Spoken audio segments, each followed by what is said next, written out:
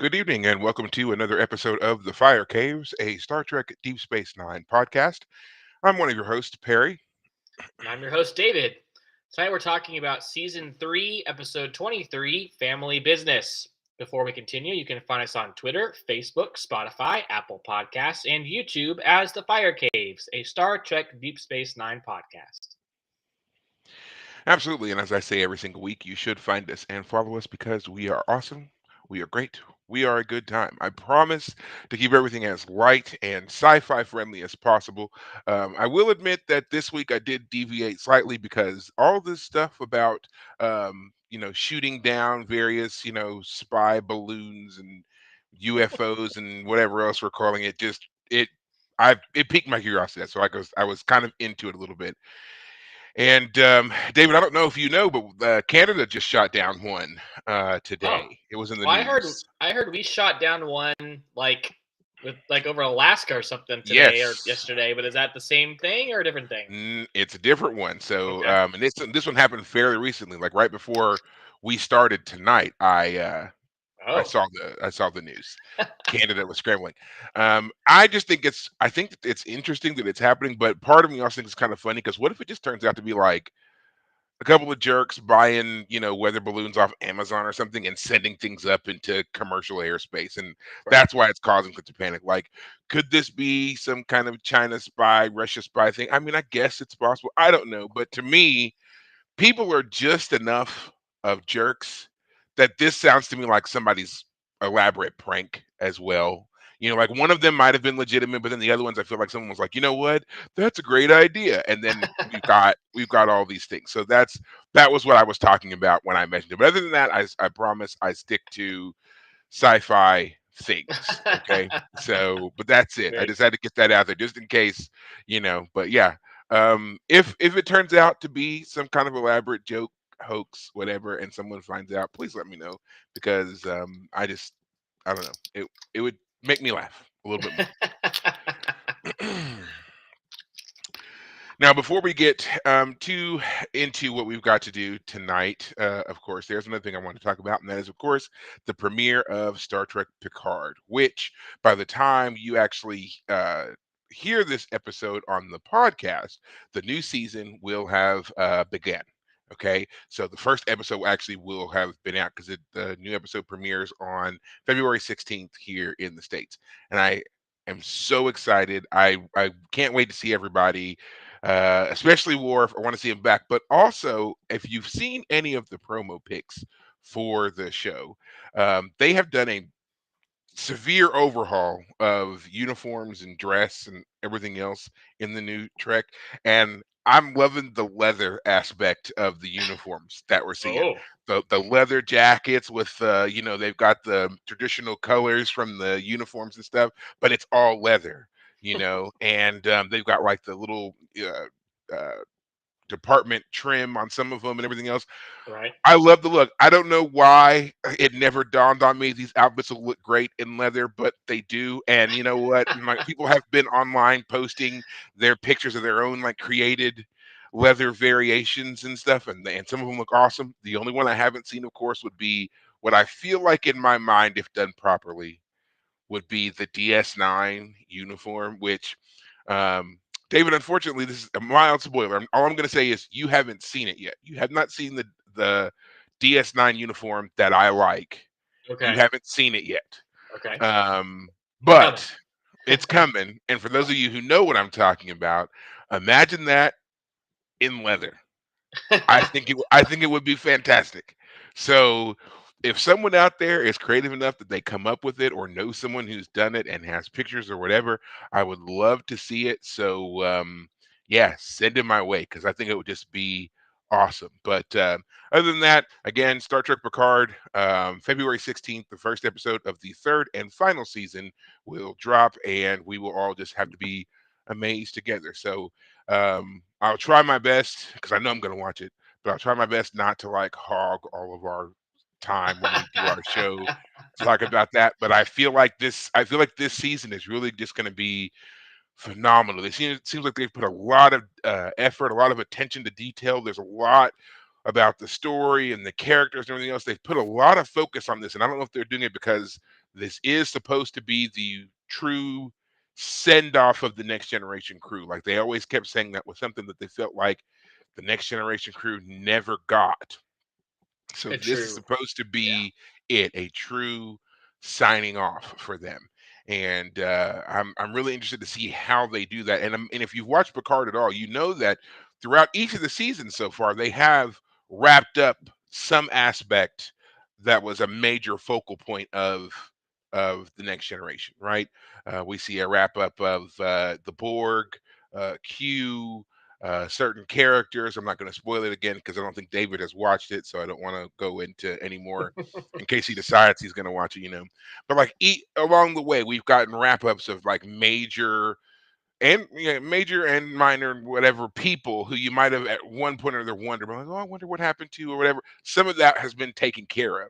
And Right. so now we have our core group getting their send off, and I just really hope that it's as good as what they've been saying because I mean these guys I mean, the stories deserve it. And for a lifelong fan like myself and having certain expectations for characters after all these years, I just want to see it and I want to see them given the justice I feel like they deserve. Like Worf in particular, I think that's why I'm so excited to see him. I've always felt like that character didn't get the justice that he deserved, and I'm really hoping they do something here. And then, Okay. of course, resolution of the Picard Beverly scenario. If that doesn't happen, I we might have to bring them back for another season because this is ridiculous. 30 some odd years this has been going on. We Yeah. need conclusions. Yeah. Can't do a So send off without answering that question. exactly, exactly. You cannot. So I need to see it. So but yeah, come back, listen to us that week. I'm sure I'll talk about it. Maybe David will finally start watching it because he just watched TNG himself. So you might have some curiosity as to how things go for our guys. Well, But I yeah, figured I would need to watch the rest of the TNG movies and watch Voyager because Seven of Nine and the Borg and all that. I mean, she's yeah, it's she's in it and she is important to it, but I don't think her overall backstory is important to it. Now that may change in season 3 of Picard. Like there may be more of her and where how she got from Voyager to here.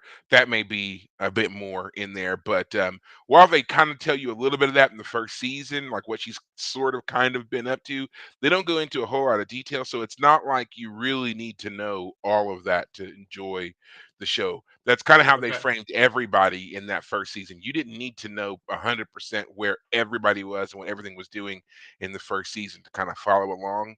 But now in this one, I feel like the most important thing that you need to enjoy season 3 is one, having watched the other 2 seasons of Picard, but most importantly, you needed to have watched Next Generation. If you never watched it or if you didn't watch all of it, I don't think you're going to enjoy it. So, yeah. But you've done that, so I think you're good. Okay. I think I'll still Right? wait, or at least until we're done with Deep Space Nine and come Oh, that's back to fine. it, kind of thing. That Yeah. that's perfectly fine. That gives us more to talk about because I mean, eventually, yeah, we will be done with this show, and then we'll have to do something else. So, Oh boy, don't not looking forward to that, right? we're um, approaching the halfway point. Once we get halfway through season 4, we'll be halfway through. So now that season 3 is almost done, woo! I know, and I mean, it feels like it's going so fast because it's just like, again, we're already at the end of season 3, and the show really does pick up pace from here. And I know that I tend to get really excited about certain episodes, and I I could see moments where we're like, you know what, we're gonna talk about this one and that one, or I'm gonna try to push you anyway to be like, do these two because let's do both, that kind of Together. thing. Oh Yeah, man, you don't want to drag it out and make sure we get as much out of it. uh, you Suck know. the juice out of the show. I would hate to do that to both us and other people, especially when the people know certain things are coming. Like give people what they want. Don't tease them and torture them. So, but Okay. we'll see. We'll see what happens when we get there. Again, season 4 kicks off really strong. I cannot wait for that. So there we are with that, and then yeah, we'll just keep going. But before we get into all that, of course, I have to ask, how was your week? It's good. Have I mentioned that I've been watching the show Counterpart with J.K. Simmons? Did I mention that yet? I don't know if you did or not. I I feel don't like think I've I did. remembered J.K. Simmons. Yeah, because it's a show that my parents watched. They really liked it, and they suggested I watch it, and I hadn't watched it until about a week ago or so. The premise is that um, in Berlin during the Cold War, at the end of the Cold War, um, there was some sort of event that happened that caused a splitting of realities. There are these two realities, Alpha and Prime, where in one world things are different than our world, basically. And J.K. Simmons meets his other. J.K. Simmons' other comes to our world and Maybe starts. you Maybe maybe you've you heard of did. it. I was gonna say because this sounds really familiar. So maybe either I've heard of it or you told me because I don't think I've Yeah, seen this. yeah. But the idea is that this other version of him is like a spy master, but like the one we know from our world is like a mild mannered guy who just works at like this weird office building. I mean, he works for this organization that's in charge of like keeping everything secret about this parallel universe situation. Hmm. But in our world, he's just a lowly peon. While in the other universe, he's like a spy master type. And the spy master type comes over and is like, I got information that we need to like figure out because there's a conspiracy happening. And it goes from there. And the acting is amazing. The actors who are in both places are usually really good about making sure their characters are different. But J.K. Simmons in particular is amazing. You can tell just by which character the camera is pointed at because it's the same actor. Just by the way he holds himself and his facial expression, you can just tell who is who because they're very different. The whole idea is that 30 years ago these guys they were the same person, but now they've split. Um, and so they have a lot of the same history. But yeah, anyway, really well done. I'm in season 2 right now. Apparently, only had 2 seasons. Stars canceled it because they wanted more female friendly content, and it was too male centric. It's like if you had J.K. Simmons in a successful show, yeah, keep J.K. Simmons in a successful show. I mean, I don't know. Maybe it got too complicated because it is a complicated show trying to keep track of all the details. But anyway, that's what I've been watching. That's been fun. And then, yeah, that's, I guess, really the only thing to update with. So, Okay. yeah. Well, I was going to tell you earlier, I was a little bit late getting here because I got stuck in this weird Jackie Chan um, theme today, and I ended up watching like a bunch of Jackie Chan stuff. Like Yeah. it started with I introduced my daughter to he had a cartoon, Yes, Jackie Jackie Chan Chan Adventures. Adventures. Oh, yes, So I yeah, remember those. we found a couple episodes and I was just cracking up watching them. So then I ended up she of course lost interest almost immediately. And then here Really? I was like, well, she watched like maybe 3 episodes with me. And but then I watched like 6 more after she lost interest. So then I was just like, okay. And then I started looking up Jackie Chan stuff and I ended up watching Rumble in the Bronx. Um there was this Rush movie Hour? with I did not watch Rush Hour. Super Cop, and then there was a movie with Johnny Knoxville. It's called what is Passport something, a Drop Pass or something. It was a odd movie in which they end up getting um they're like lost in the wilderness of China Okay. and they're trying to make their way from wilderness to civilization and they're coming across all these different like groups of people and I think they're being chased by the Chinese mob or something like that and I mean it was kind of confusing to figure out why they were even chasing them in the first place but it was very like it was hilarious for one thing like surprisingly so like I know Johnny Knoxville is I guess if we had to call him anything I would call him a comedian. I don't know what you would really say but yeah, I mean, but he was funny. Jackie Chan was funny. There's a whole scene where they get drunk on yak's milk and then start singing Adele songs. It was fantastic. Um, but you should watch it. Just Google Jackie Chan, Johnny Knoxville. I'm sure it will be the first thing that comes up because Where did you watch they're it? Hulu or Netflix or on Amazon. Actually, I watched it Amazon? on Okay. Amazon. All right. All right. And then the last movie that I watched, which was really surprising and really good in my opinion, was Jackie Chan movie called The Foreigner. So in this movie, it's I think it came out just a couple of years ago, but it's got Jackie Chan. And it also has Pierce Brosnan in it, and Jackie Chan plays a elderly Chinese man whose daughter is killed in an IRA bombing. And so then he basically goes on the hunt for the guys that, you know, laid the bomb. Right. And Pierce Brosnan's character, he's the deputy prime minister or something like that over Ireland, and he's got IRA ties. And so Jackie Chan's character figures out that that Pierce Brosnan's character knows either who the people are or knows enough of the stuff that's going on that he should know who the people are. And so basically he's trying to blackmail him into giving him the names. And it turns out that again, Jackie's character was like former special forces. He's got all this military training from way back in the day, and he just kind of he's like a one-man assault team, and he just, decimates uh, Pierce Brosnan's forces to get this information and uncover the truth behind the bombing and everything like that. I thought it was great. Like, if you're expecting all that kind of, I guess, the kung fu action or whatever that you typically get out of a Jackie Chan movie, it's not there. Like, not really. It's not done the same level, which makes sense because he's playing a significantly older character in the Right. movie. But everything else he does, I mean, it's great. I thought that he was creepy when he needed to be. He was ruthless when he needed to be. I love the kind of intrigue and espionage that was going on, and I also love just seeing different areas of the world. Like, it wasn't based in LA or New York or whatever. They were in Belfast, and then they were in Rome, and then they were in England and London and whatever, like all this stuff. So I really just enjoyed it. Again, it was on Amazon, so if you're interested at all, I would say watch it. So yeah. Okay. All right. um but that was, yeah. And then there was some other stuff that I did this week, but we're kind of eating up a lot of time here. Um, and I don't want to keep doing that every time.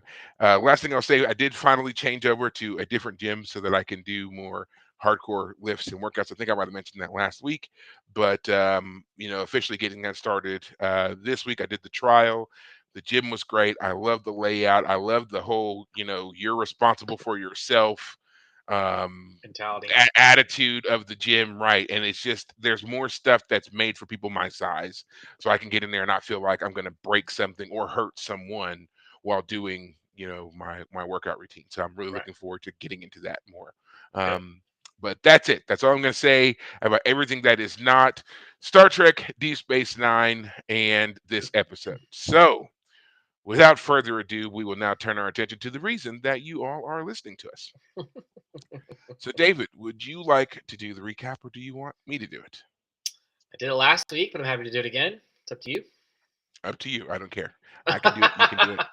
I'll do it. I'll do it. All right. All right, go for Okay. it. So this episode, guys, is called Family Business and focuses on Quark mainly. We have two plot lines, so we'll do the Quark one first.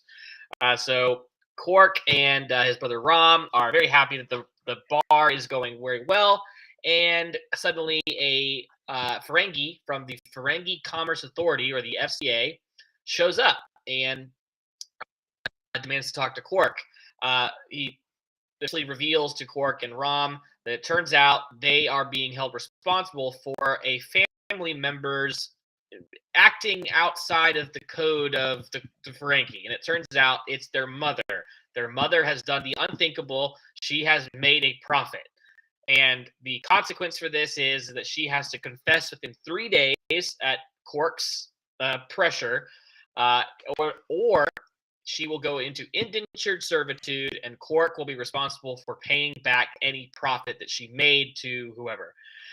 So Quark is immediately forced to close the bar and run back to the Ferengi homeworld with Rom in tow. Rom demands to go along to confront his mother and demand that she reveal what it is she's been doing and get back in line with the Ferengi culture.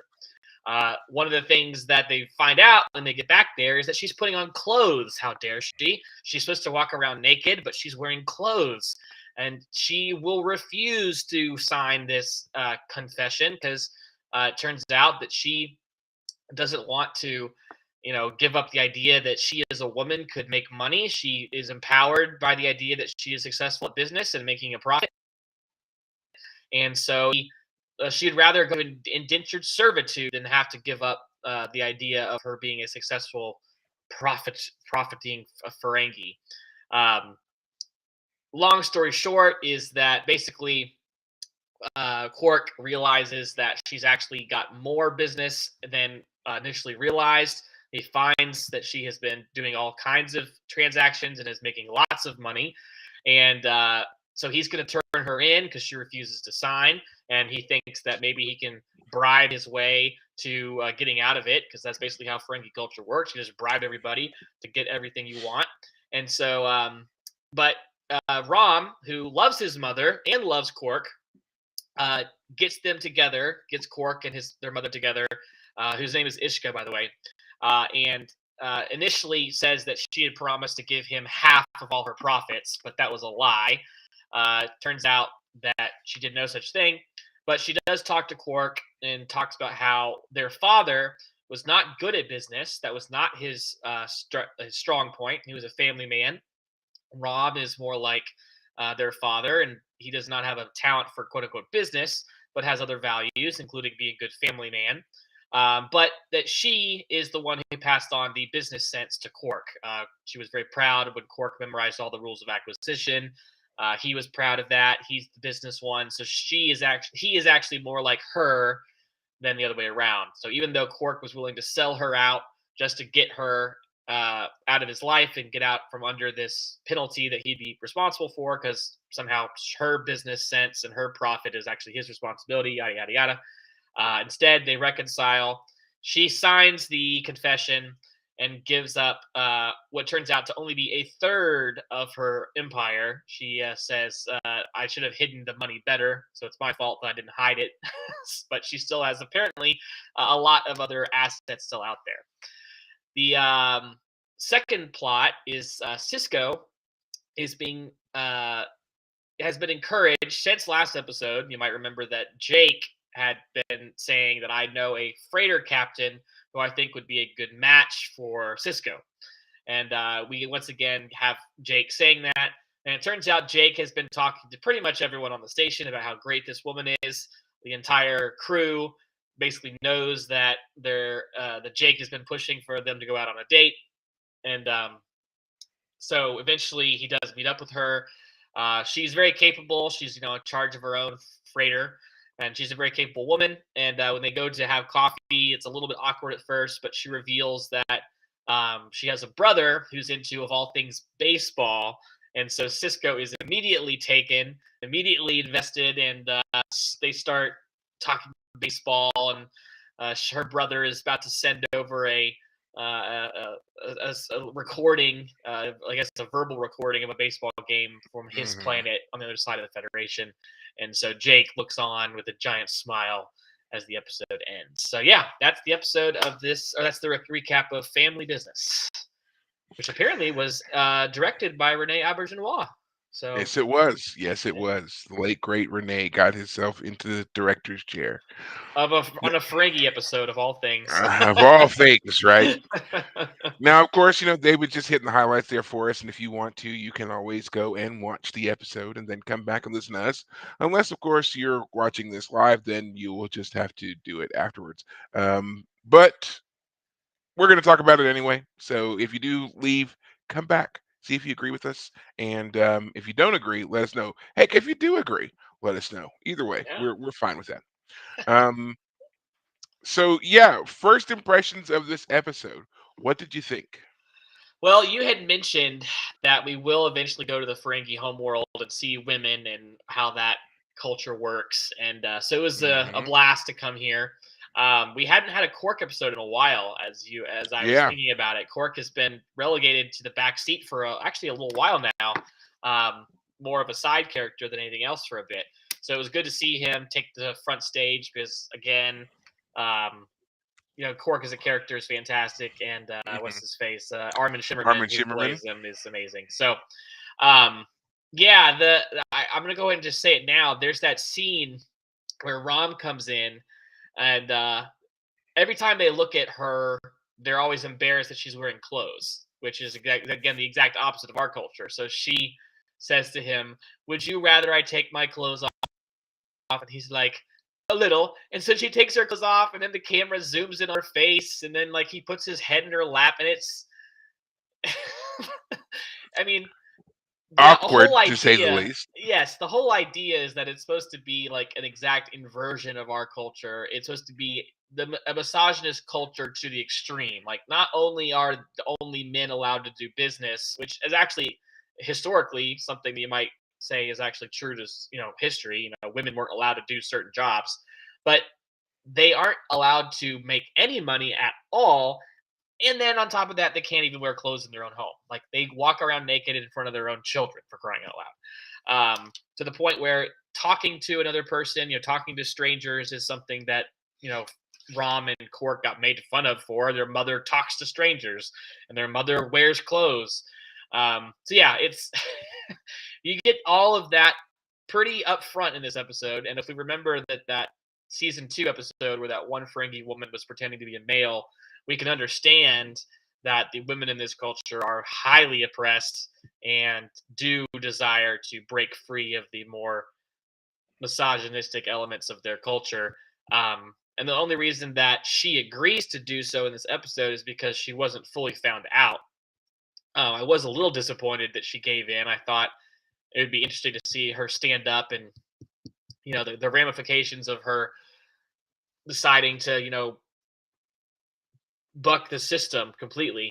But the episodes usually have to resolve within 40 minutes, so it makes sense that ultimately she gives in, at least to make the episode wrap up.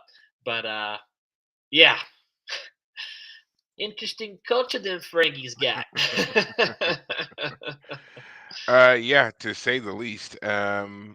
You're right. I mean, like she wasn't totally found out, so of course, this kind of made her a little bit more willing to sign the confession. I mean, Rom had a big you know to do Hand in with that. that. Oh, yeah, he pushing her in the right direction, pointing out the fact that if court can find you out, then so can the FCA. Right. So um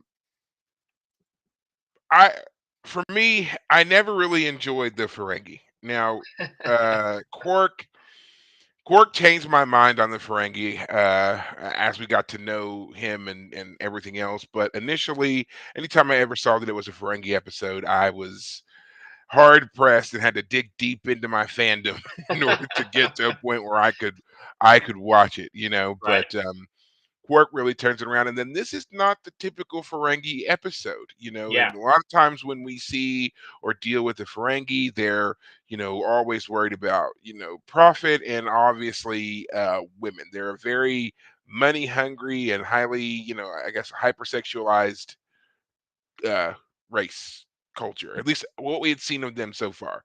Anytime a woman is involved, they're trying to schmooze her and have her, right? Right. No, not seeing any real value in her beyond the pleasure she could potentially give. So Right. to see an episode that we're dealing with, such a intimate family setting with Quark and his brother and his mom Mhm. was very different, and it gave us a lot in the way of, again, learning about family dynamics and culture, and even what the Ferengi homeworld looks like. It's the first time that we've seen it. It's a dank, rainy place, and apparently everything is made to make you bow or to get Yes. money from you. Yes. When Quark goes to report Ishka to the FCA, he refuses to take the elevator because it's going to cost him 7 strips of latinum. So he takes the 40 flights of apparently extremely steep stairs. And Right. then once you get there, you can sit for 3 strips of latinum. You can stand for For one. one. Yes. Or you So, like, bargain down to two to sit. right. So there's nothing that you can do in this room that doesn't cost you money. Heck, we even see that entering the homes Yeah. cost you money. As soon as I missed they that, but walked that makes in, sense. yeah, as soon as they walked in, Brent had to pay, and they have a whole little ritual around visitors coming to their house, and you have to Oh, I sign. remember that. Yeah. Yeah, and apparently you have to sign some kind of liability contract or agreement, before you can set foot further into the home. So everything that they do, they're very not just, I guess, money hungry, but also a litigious society because they're making sure Yes. that they're covered 100% on everything. Yeah. Yeah. And when the liquidator Brunt comes into the bar, he's telling them that, oh, you're going to be, there's you have to answer to the FCA, but doesn't tell them why until they pay for it. And he Yes. makes them pay every step of the way for Yeah. everything that they do. And I Right. mean, it's just like, good Lord, could you imagine if our culture was like that? I mean, we already feel like we get, nickel and dimed on a lot of different things as it is. But could you imagine, like, if the police came to your house and said they had a warrant for your arrest or whatever, but before they could show you the warrant, you had to pay them like $20? That'd be a very easy way for the police to just go make some money real fast. Hey, knock Yeah. knock. Right. Their charges have been filed against you. Oh yeah? Show me proof. Okay. $10, you know, $20. So, Oh, and what do if you you don't know? and The if you the paperwork is out of order. We didn't actually have right. anything on you today. And if you don't have the money, they can just arrest you and you just have to take it on their word that there's charges or not. Oh So, my gosh. man, that would be terrible. It would be. Man. Ugh. Now, of Mm, course, we get into the heart of the issue here being Ishka earning profit. And she says that she took a small amount of the stipend that Quark has been sending her to live, and she invested that in a company. And that company ended up turning a profit, which she got a payout on. And there she is. She's now earned profit. And this is illegal. It's not just frowned upon, it's illegal. As Quark points out many, many times, it's against the law for women to earn profit. And as we find out through Ishka and her dealings, it seems to be against just the law in society for women to do pretty much anything.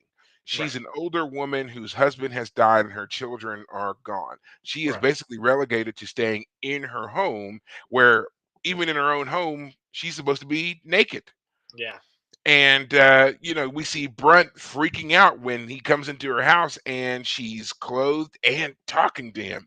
The man just about had a fit when he was like, is she talking to me? Like he couldn't take it. So I Yeah. mean, it's just a lot of extreme misogyny here in the Ferengi culture. Yeah. And Rom, while it seems like he's okay with it, he also seems to be more like he'll let Ishka do whatever she wants because that's his mother, Right. you know.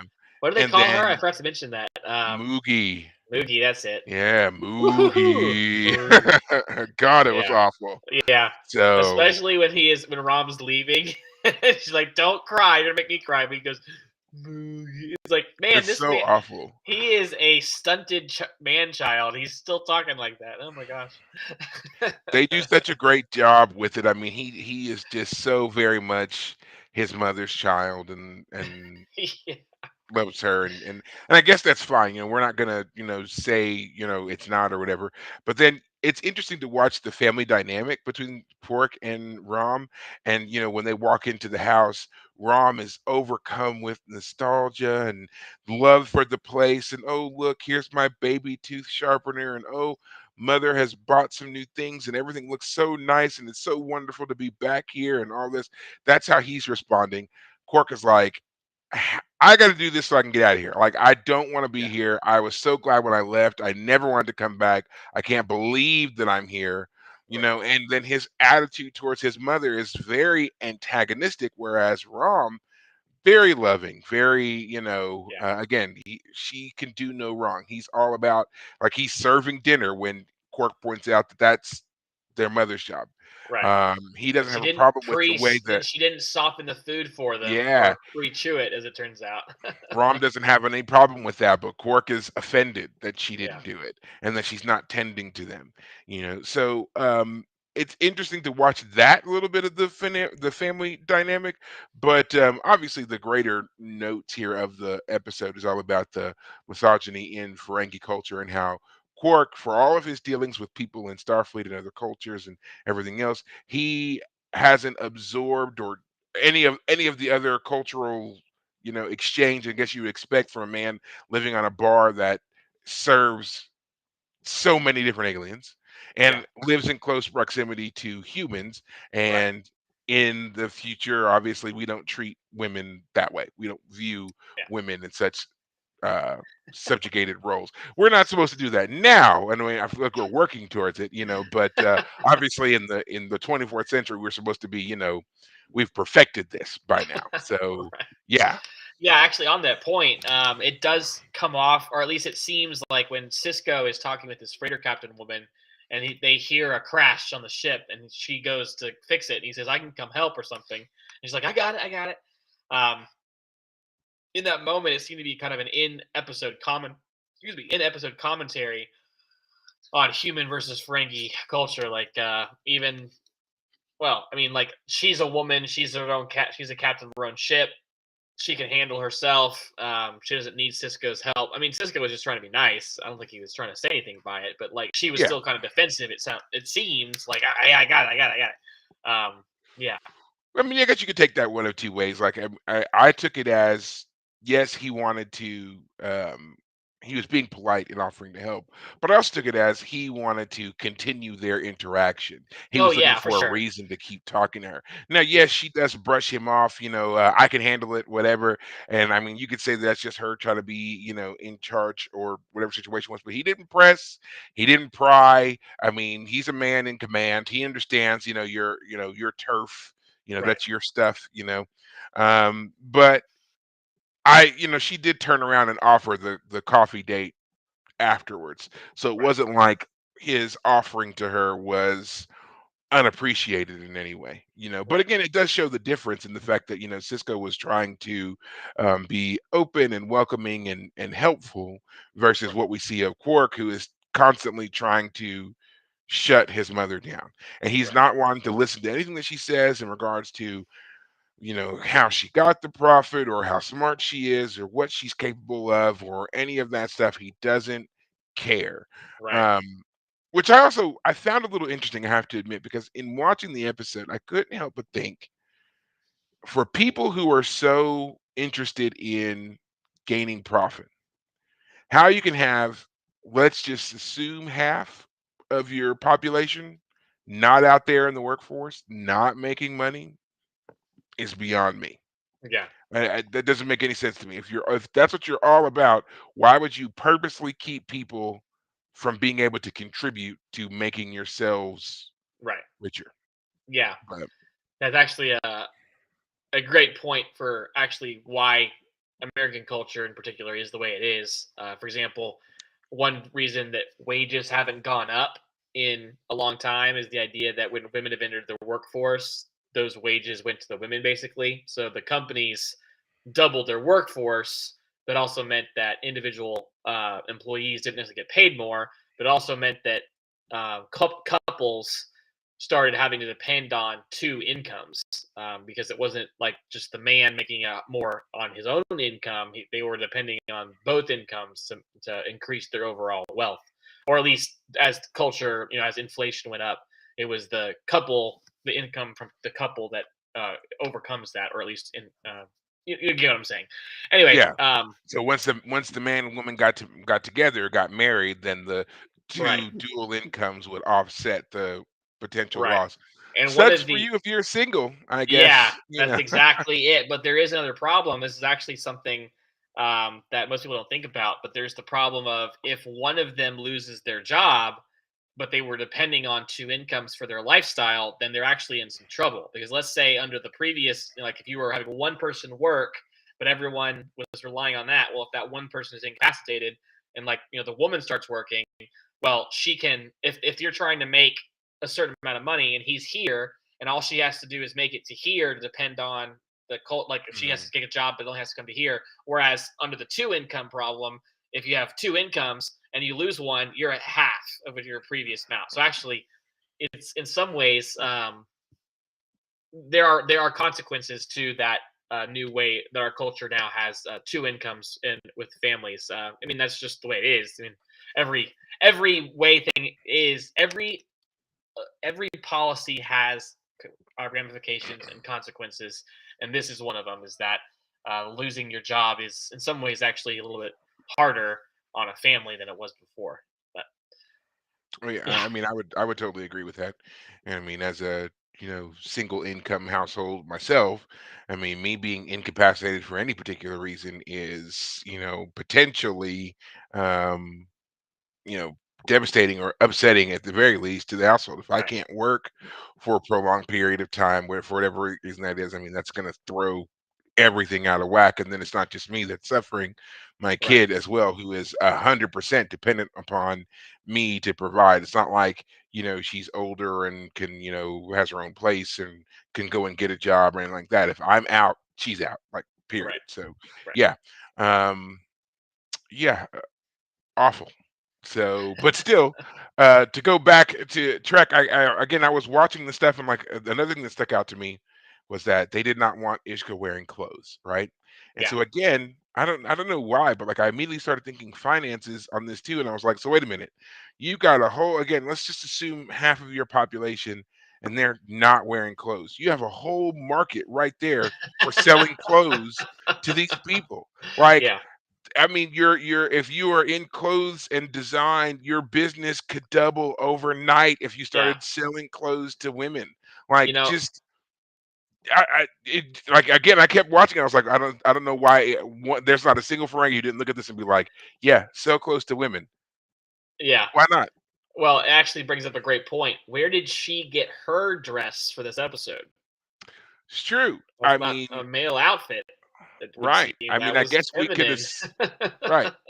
And so then, I mean, if women never wear clothes, where does she get the fashion sense Yeah. to make it into some kind of flowy dress thing? So, Right. I mean, it's a great question because we don't know. I mean, you could just assume that maybe she just took a blanket that she had at home Yeah. and turned it into a clothing style and was wearing it. Right. But or maybe sometime in the ancient Ferengi past, women used to wear clothes, and she just kind of brought back an old idea. But Right. I mean, I would also assume that if she had never wore clothes before and was determined to wear clothes and made the clothes, wouldn't she have patterned said clothes off of what clothes she had available, which would have been male clothing? Because her children growing up in the home, that's what they would have had. So, Right. but again, Yeah. some entrepreneurs somewhere didn't see this and say, there's a whole market out there that we're not exploiting. And from what we've learned of the Ferengi, exploitation is their bag, man. Even They black can, market. Yeah. yeah. I mean, yeah, they just love exploiting people for anything. So, Yeah. um, Gold press platinum, baby. Whoo. yeah. So, I mean, so and of course, we have to comment on Brunt from the FCA. He's a great character for the few moments that we have him. The shock and outrage of Ishka speaking to him, Right. of clothed female speaking to him. Right. It was unconscionable. And then when she finally signed the confession and he's leaving and he says, I sincerely hope I never see any of you ever again. Ever And then again. laughs and walks out. I Yeah. loved it. I was like, man, this guy is great. Yeah. Um, again, mild spoiler for David, but I would let you know we do see Brunt again. I So, looked up the actor and it said he comes back, so I expect to see him well, again. Yeah. that's nothing because the actor is none other than the immeasurably talented Jeffrey Combs. And Right. yes, he comes back, but it should be noted that how he comes back could be anything because Star Yes. Trek loves Jeffrey Combs. He has been he has been more aliens than almost anyone else. I think I think there's one other character that's been more aliens than him, and he's the same alien, the guy that played Dr. Mora, the alien the Yeah, I was Bajoran gonna who say we discovered had. Odo. Yeah, yeah. I was gonna say that actor had played a lot too. It seems like So I guess at least there are two, and then there's the guy who ends up becoming what's his face on Voyager, the Vulcan on Voyager. Tim Um. Russ. Yeah. But no, I mean Tim Russ has been on Trek a few times, but no one has been more aliens than Jeffrey Combs and what's his name? Robert Sloyan. I think it's his name. He's the one who played again Dr. Mora. He played an older Alexander from an alternate timeline on Next Right. Generation. He played Admiral Jirok on Next Generation. Um, he's played a Vulcan a few times. The man, he's just been there. He's done Right. it. So, but I Right. think Jeffrey Combs might have beat him out. with his run on Deep Space Nine. So Okay. we'll see. We'll keep an eye out for him. Yes, and if Jirok comes back as anything too, we'll keep an eye out for that too. But yeah, I mean, Jeffrey Combs is a great actor. We love him on Star Trek. In fact, that's one of the running jokes is that they're going to do a new Star Trek show, and they list like all these different characters, and then it's like played by Jeffrey Combs, Jeffrey Combs, Jeffrey Combs, Jeffrey Combs, Jeffrey Combs, like the whole way through. So it will be great, because he's just done Yeah. so many. Oh, and I can't believe I forgot he was Shran on Enterprise. Jeffrey Combs was Shran, the militaristic Andorian.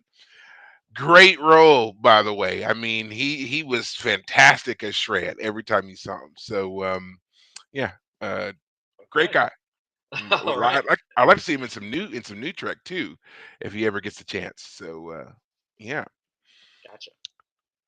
But now, of course, before everything ends, we have to turn our attention to the secondary storyline, which is the Cisco's. It's our favorite. We get a little bit of a continuation from last Yeah. week into this one because, again, as Jake is David back. said, Yeah. yes, Jake on the last episode, which was Explorers, Jake was all about his father meeting someone because he didn't want his dad to be alone. And he's got this freighter captain in mind that he wants him to meet. And now here we come the next episode, and she's here. She's in town, basically. And he wants to capitalize on this and make sure that Ben meets this freighter captain, who we learn is Captain Cassidy Yates, played by Penny Johnson. Penny Johnson Gerald now, but then she was just Penny Johnson, and they seem to hit it off. Would you say? Would you think after watching Ben and Cassidy together, do you think they hit it off? So I would say that when he first meets her in the like loading dock, The um, cargo bay. Hmm. there you go. There's a word for that. um, it was it was good. There's that whole scene where like she's like, "Oh, I got it. You're a man. You don't have to let me. You know." Anyway, and then when they're drinking their Ractaginos and everything, you can tell that she's distracted because she says that, "Oh, it turns out I have a private engagement. I'm about to listen to my brother's recording." And then she mentions sliding into second. He like tore some tendons for sliding into second, and that cues Cisco in. Oh, I know what that means. And so yes, the real question is, are they only connecting at this point because of baseball? Because that's a great thing to have in common, but are they going to have more in common? Are they going to be able to truly make a relationship? So I'd say there's potential. I would say it's not quite as Jake was hoping or was going like, oh yeah, this is a sure thing. I don't think it's quite a sure thing yet, but I got hope for it. So um, I'd say that's a great. I think it's a good analysis of their first. I mean, their first official whatever because they went for coffee.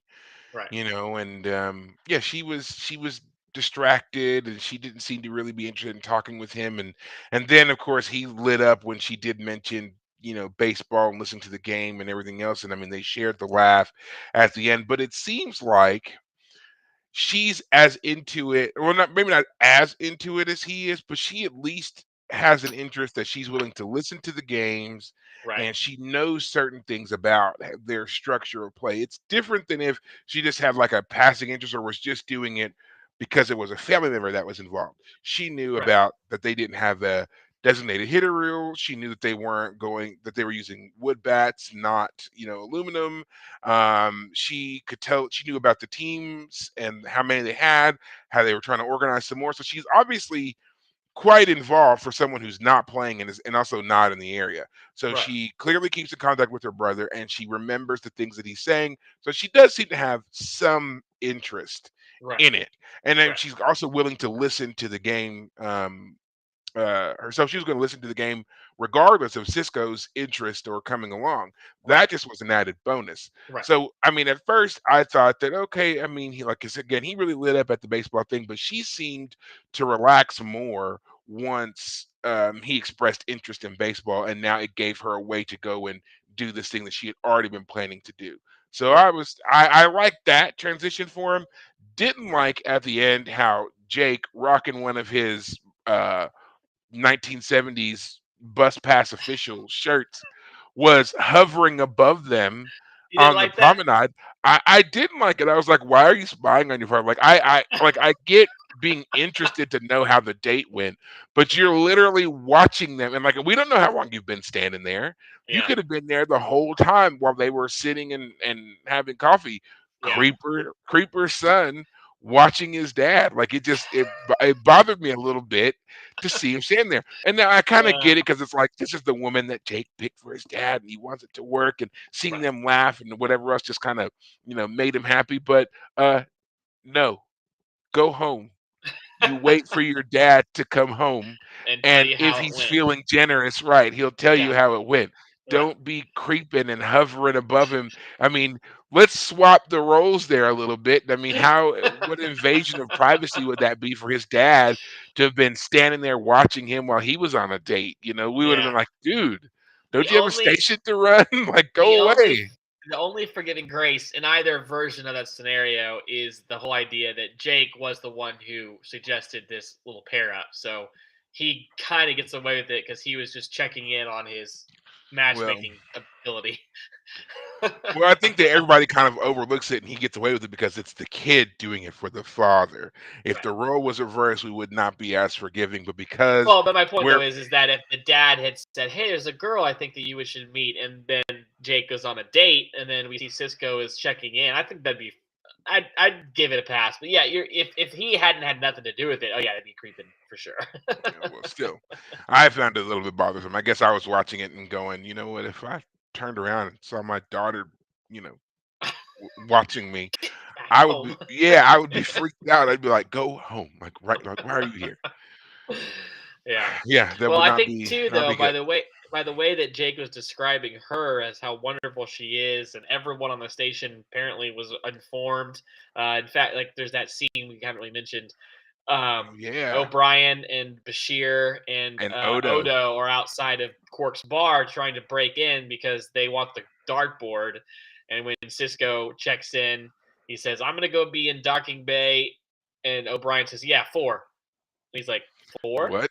It's What's like yeah, four?" Like, "Oh, I thought you were gonna go visit the freighter captain lady." And Cisco's like, "Who hasn't been told about this woman? Who has Jake told about this?"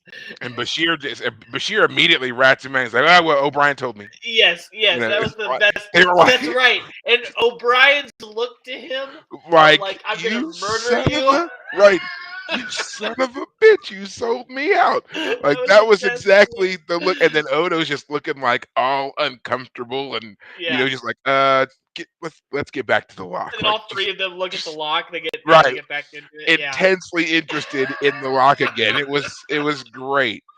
It was a Uh, great yeah. moment. And then of But course we yeah, have the O'Brien's look of murder was just the uh, best. and Anyway, then of keep course going. we Keep have going. Dax. Earlier on, she was just so into it. Have you met her yet? Have you Yeah. seen her yet? Just If I were all still about it. Yeah. Curzon. If I was still Curzon, I would have stolen her from you already. I was like, wow, Messed wow. up. Okay. So right, like no honor. Like what your friends have been through, PTSD, lost his wife, and you're still gonna try to steal the girl. You're not a friend. You're a jerk. All right. That's what we just learned. Curzon's a Yep. jerk. Got it. I think we've already learned that, but he was like the best kind of And jerk.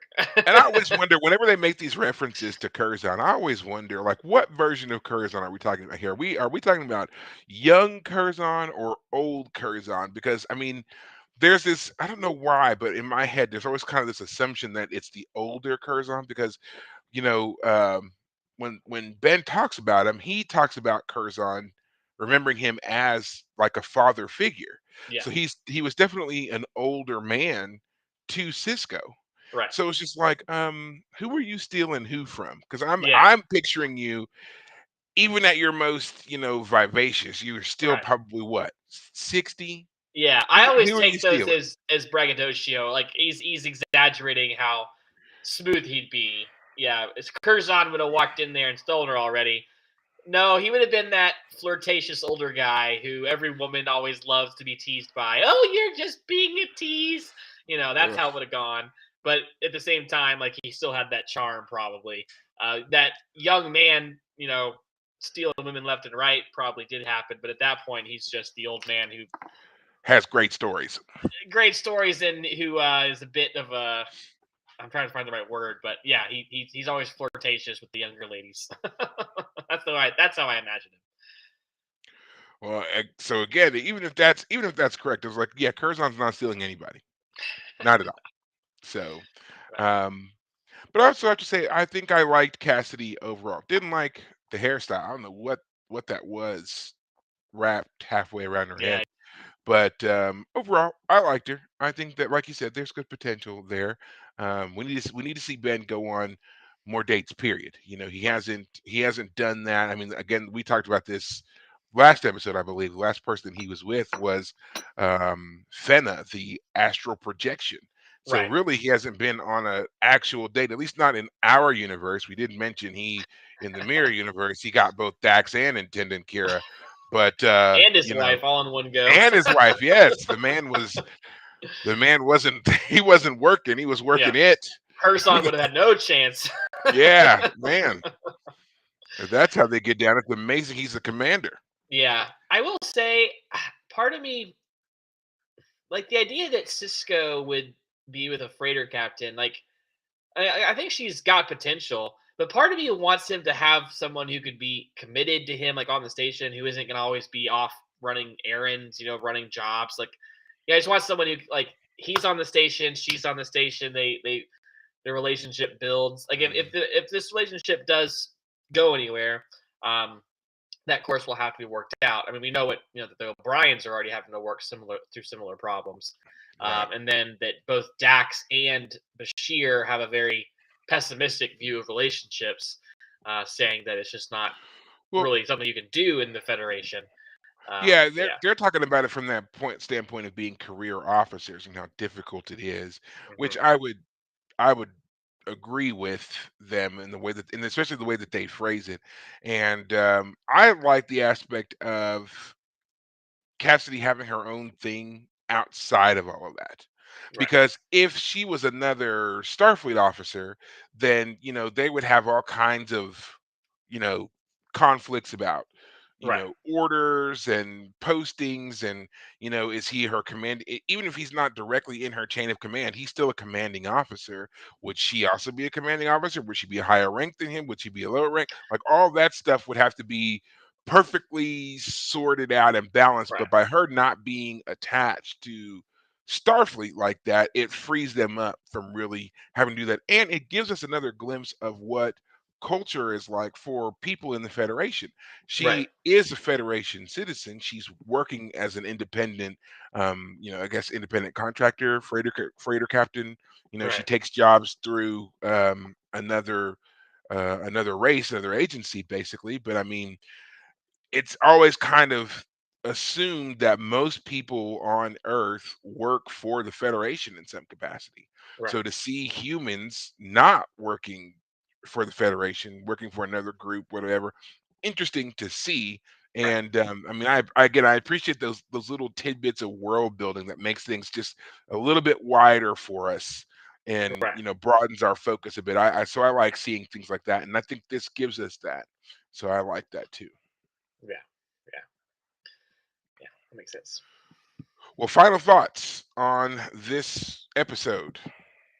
It's a direct glimpse into Ferengi culture. We've had a number of glimpses into Ferengi cultures, particularly with the Grand Nagus, but this one is directly into the, I guess, Ferengi homeworld. Is there a name for the Ferengi homeworld? Is it something? Ferenginar.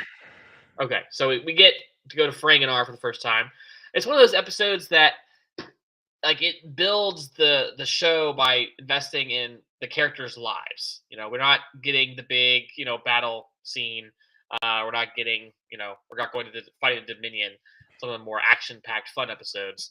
Mhm. But yeah, the whole meeting the Quark or the Quark's mom and the Ferengi women and how they get treated is, yeah, culture shock. Woo.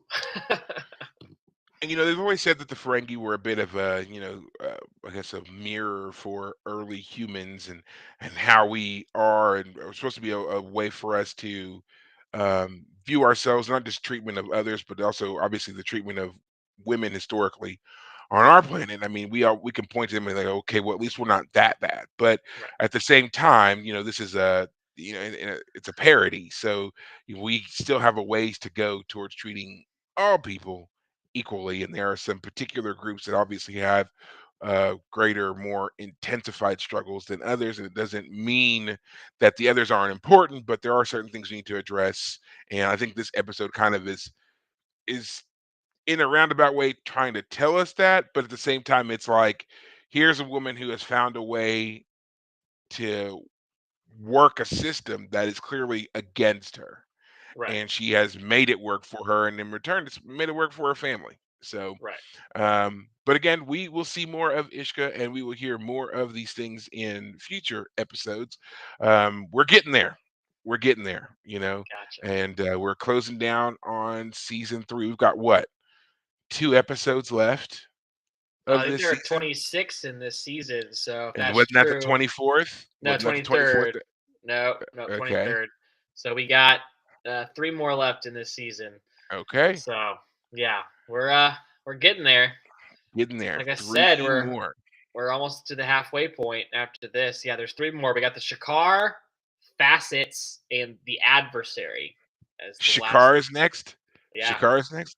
Oh, Mhm. it's a great episode. I can't wait, man. Kai Yes, Wynn we're is gonna rock back, talk baby. about. Yes, I know. Kai Wynn is back. So great stuff. I can't wait. So lots of my childs in Oh our boy. future. Oh Lots of my gosh. childs in our Oh, future. So well, with all that said, guys, I just want to say you can find us and follow us anywhere that you have your various social medias. Again, we've mentioned Twitter, we've mentioned Facebook. Of course, we've mentioned that we're on YouTube where you can find all of our videos, and you can listen to us anywhere you listen to podcasts. I happen to do it on Spotify. You can find all of these things all under the same name, which is, of course, The Fire Caves, a Star Trek Deep Space Nine podcast. But until next week, and Shakar, take care of yourselves. thanks, guys.